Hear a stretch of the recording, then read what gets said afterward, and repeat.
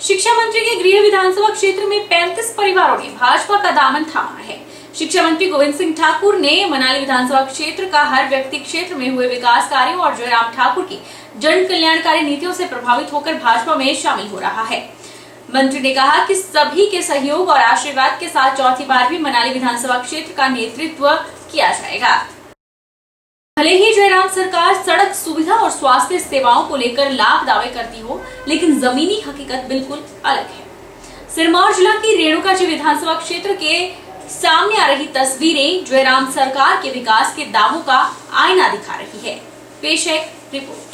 सरकार को आईना दिखाती यह तस्वीरें रेणुकाजी विधानसभा क्षेत्र के बड़ौल पंचायत की है, जहां की कुणा गांव को आज तक सड़क सुविधा नहीं मिल पाई है, जिसका खामियाजा यहां के ग्रामीणों को भुगतना पड़ रहा है। अमूमन यहां से इस तरह की तस्वीरें पेश आती है। तस्वीरों में साफ देखा जा सकता है कि कैसे रात के अंधेरे में एक मरीज को डंडे के सहारे कंधों पर उठाकर लोग खड़े चढ़ाई चढ़ रहे हैं। दरअसल इस मरीज को इलाज के लिए अस्पताल तक पहुंचाना है, लेकिन यहाँ सड़क सुविधा नहीं है। इस मरीज को सड़क तक पहुंचाने के लिए करीब 3 घंटे का वक्त लग गया और इस दौरान इन लोगों को करीब 4 किलोमीटर का पैदल ही सफर तय करना पड़ा। रात करीब 2 बजे यह लोग मरीज को कंधों पर उठाकर कुणा गांव से निकले और सुबह करीब 5 बजे मरीज को मुख्य सड़क तक पहुंचाया जा सका। उधर विधायक विनय कुमार ने कहा कि जयराम सरकार बड़े बड़े दावे सड़क निर्माण को लेकर कर रही है, लेकिन हकीकत यह है कि ठेकेदारों पर सरकार का कोई कंट्रोल नहीं है। अकेले रेणुका विधानसभा क्षेत्र में कई सड़कों के निर्माण कार्य और रुके पड़े हुए हैं। ठेकेदार सड़कों के निर्माण कार्य छोड़ भाग गए हैं, जिसका परिणाम क्षेत्र की जनता को भुगतना पड़ रहा है। बड़ौल से चुनौती सड़क के लिए करोड़ों रुपए का प्रावधान कराया था और उसके बाद उस पर हमने टेंडर भी करवाया था, जो ये वाया कुणा होके ये सड़क निकल रही थी और लगभग कुणा गांव तक ये पहुंच चुकी थी। और हमारे ही दौरान टेंडर होने के बाद ठेकेदार ने इस पर कार्य किया था। पर दुर्भाग्य की बात है कि पिछले जो 5 साल ये भाजपा सरकार के शासन में गुजरे हैं, उसमें ना जाने ठेकेदार कहाँ चले गया और जो ये कार्य है ये बिल्कुल बंद पड़ा है। लोगों को जो बड़ी मुश्किलों का सामना करना पड़ रहा है। तो इस सभी को देखते हुए मैं ये बताना चाहूँगा कि बिल्कुल वैसे तो बड़े बड़े दावे करते हैं जयराम ठाकुर जी के हमारे कार्यकाल में इतने किलोमीटर सड़कें बनी। मैं तो ये कहूँगा कि रेणुका चुनाव क्षेत्र में 1 मीटर भी सड़क आपने नहीं बनाई है और जो सड़कें कांग्रेस के समय में बनी थी वो भी आज बंद पड़ी है और ठेकेदार भाग चुके हैं और आपका विभाग कोई उनकी सुध नहीं ले रहा है। तो पूरी तरह से लोग जो है वो बहुत परेशान हैं। हरोली विधानसभा में बीजेपी द्वारा अनुसूचित जाति मोर्चा का स्वाभिमान सम्मेलन आयोजित किया गया।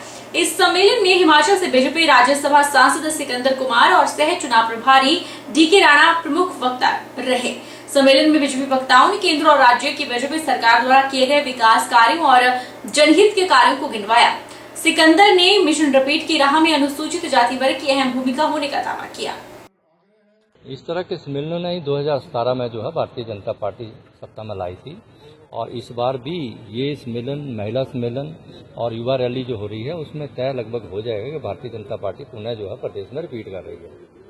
सर, भारतीय जनता पार्टी के फेवर में अभी तक जो 2 सर्वे आए हैं भारतीय जनता पार्टी के फेवर में वो दिखाई दे रहे हैं, 45+ दिखाया जा रहा है जी। लेकिन कांग्रेस अभी भी ये दावा कर रही है कि ये सर्वे जो है सिर्फ मिथक है और सिर्फ दहाई का आंकड़ा भी। देखिए, जहाँ जहाँ ये हारते हैं जी, इनकी हार होती है, तब ये कभी जो है वो जो मशीनें होती हैं हमारी, क्या बोलते हैं उनको, ईवीएम, कभी उनका बहाना ले लेते हैं। जब ईवीएम के थ्रू उनकी जीत होती है तब मशीनें ठीक होती हैं। जब ईवीएम के माध्यम से इनकी हार होती है तब ये कहते हैं कि मशीनें जो है वो खराब हैं। तो अब यहाँ इनको पता लग चुका है कि हिमाचल प्रदेश में जो है वो कांग्रेस जो है वो हार रही है, भारतीय जनता पार्टी सरकार बना रही है, इसलिए हताशा में ऐसी बातें करते रहते हैं। तो कह रहे हैं कि 2.5 से भी ज्यादा नहीं पहुंचेगी भारतीय जनता पार्टी इस बार। भैया ऐसे है कि आपने उत्तराखंड में देख लिया, आपने यूपी में देख लिया, तो आप हिमाचल में देख लेना। हिमाचल के ऊना जिला में पुलिस ने एक चोर को मकान में इस्तेमाल की जाने वाली शटरिंग के सामान को चुराने के आरोप में पकड़ा है। यह व्यक्ति पंजाब का रहने वाला है और इस पर हरोली पुलिस स्टेशन में भी एक मामला दर्ज पहले से ही है। पुलिस इसका क्रिमिनल बैकग्राउंड भी खंगालने की बात कह रही है। एसपी ऊना अरजीत सिंह ठाकुर ने मामले की पुष्टि की है। पिछले कल थाना सदर के अंतर्गत रजिस्टर्ड एफआईआर नंबर 295/22 जो 6 तारीख को रजिस्टर हुई थी, जिसमें कुछ जो कंस्ट्रक्शन के लिए यूज होती हैं प्लेटें इत्यादि, वो चोरी हुई थी हमारे सदर एरिया से। उसमें एक राका नामक व्यक्ति, जिसका जो वार्ड नंबर 7 समाना पटियाला में रहने वाला है, उसको पुलिस ने अरेस्ट किया है।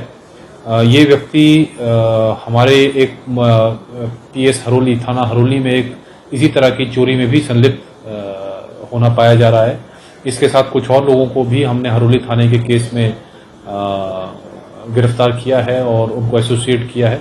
इसमें अभी फर्दर हम इन्वेस्टिगेशन कर रहे हैं। ये व्यक्ति जो है, ये 31 वर्षीय व्यक्ति है और इसका किसी और केसेस, कोई और अन्य केसेस जो पुराने लंबित हों, उसमें भी संलिप्त होने का अंदेशा है और उस पर हम तफ्तीश में अभी उसको लेके आएंगे। शिमला जिला के दूरदराज 15-20 क्षेत्र की कूट पंचायत के लोग जल विद्युत परियोजना संचालक कंपनी के खिलाफ सड़कों पर उतरे।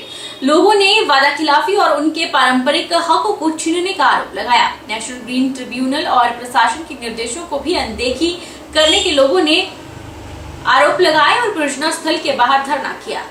हिमाचल प्रदेश की राजधानी शिमला से करीब 190 किलोमीटर दूर दुर्गम कूट पंचायत के लोग कूट जल विद्युत परियोजना संचालकों के खिलाफ 3 दिन से धरना प्रदर्शन कर रहे हैं। लोगों का आरोप है कि परियोजना निर्माता कंपनी के साथ जो आरंभ में समझौते हुए थे, उन्हें अमल नहीं किया जा रहा है। यहां तक कि अब कंपनी मनमानी पर उतरकर उनके पारंपरिक रास्ते और चरांत पर भी कब्जा जमा रही है। कूट पंचायत के लोगों ने 20 मेगावाट की जल विद्युत परियोजना के वियर साइड कूट और पावर हाउस स्थल सूरू में अनिश्चितकालीन धरना आरंभ किया है। उधर रामपुर प्रशासन ने भी धरना स्थल पहुंचकर लोगों की समस्याओं को सुना और परियोजना संचालकों को समस्या जल्द हल करने का निर्देश दिया। 24 मेगावाट का जो निर्मित प्रोजेक्ट है, बिजली उत्पादन प्रोजेक्ट है, उसके खिलाफ हमारा कुछ डिमांडों के लिए हमारा धरना प्रदर्शन पिछले 3 दिन से चला हुआ है, जिसमें हमारी मुख्य मांगे थी कि यहाँ का युवाओं को स्थायी रोजगार दिया जाएगा और स्थानीय लोगों की जो ज़मीनें गई है उसका उचित पैसा मुआवजा दिया जाएगा और जिन लोगों के ऊपर झूठी एफआईआर दर्ज की है उसे वापस ली जाए और जो लाडा का 1,70,00,000 रुपये जो हमारा अभी तक जमा नहीं हुआ उसे जमा करने के बारे और 80 लाख हमारा क्रैक्स का और दलालों का पैसा वो अभी तक नहीं मिला हुआ है और जो हमारे गांव के ऊपर एक पेन स्टॉक लगा हुआ है शुरू गांव के ऊपर, उसको प्रोटेक्ट करने के खिलाफ हमारी जो मुख्य बात थी, इसके लिए हमने पिछले 3 दिन से यहाँ धरने में बैठे हुए हैं। वो हमारी जो बीन गई जी लैंड लूजर आदमी हैं और के नाम हमारे को 40 साल की नौकरी दी थी बेटे को, उनको निकाला गया, उनका पेम मतलब नहीं बढ़ा रहे, उन्होंने छोड़ दिया क्योंकि हमारी सैलरी नहीं मिल रही बोला, इसलिए उन्होंने निकाल दिए। हम शुरू में क्या बोला? 40 साल तक का वायदा हुआ, लिख के दिया उन्होंने कि 40 साल तक हम नौकरी दिलाएंगे, दे देंगे। मतलब झूठा वायदा हुआ? हाँ, झूठा वायदा हुआ। एसडीएम रामपुर सुरेंद्र मोहन ने बताया कि लोगों की मांगे सही है। इस बारे में कंपनी को कई बार प्रशासन ने नोटिस जारी किया है, लेकिन कंपनी उनके निर्देशों का पालन नहीं कर रही है।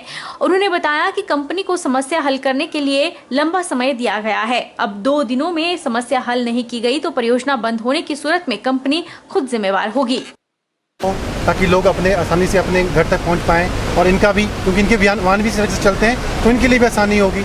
चाहे वो पेन स्ट्रोक है, वहाँ एनजीटी के आदेश भी उसमें कि आप उसको फुली प्रोटेक्ट कीजिए ताकि लोगों की लाइफ सिक्योर हो सके। इसके अलावा और भी बहुत सारी डिमांड्स हैं जो बिल्कुल जेन्युइन है लोगों की।